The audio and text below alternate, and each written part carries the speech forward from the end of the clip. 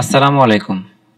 আজকের ভিডিওতে আমরা দেখব একটি ইমেজে অপাসিটি কিভাবে কন্ট্রোল করতে হয়। সাপোজ এখানে একটা ইমেজ নেওয়া আছে।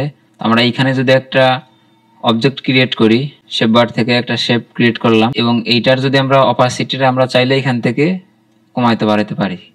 কিন্তু আমরা শর্টকাট ওয়েতে যেভাবে করতে পারি, এটা সিলেক্ট থাকা অবস্থায় কিবোর্ড থেকে যদি আমরা 1 প্রেস করি তাহলে 10% থাকবে।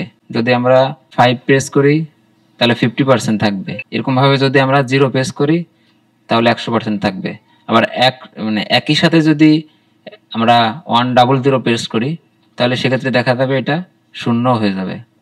তো এইভাবে চাইলেই আমরা এটার অপাসিটি কন্ট্রোল করতে পারি। একইভাবে ব্রাশের ক্ষেত্রেও আমরা এইভাবেই অপাসিটি কন্ট্রোল করতে পারি। আমার এখানে অপাসিটি এখন 55 আছে, যদি আমি এখান থেকে 0 দিয়ে দিই তাহলে 100 হয়ে যাবে।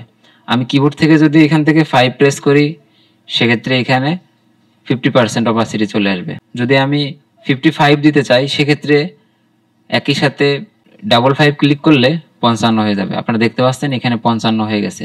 এইভাবে কিন্তু আমরা ব্রাশ এবং একটি শেপের অপাসিটি কন্ট্রোল করতে পারি।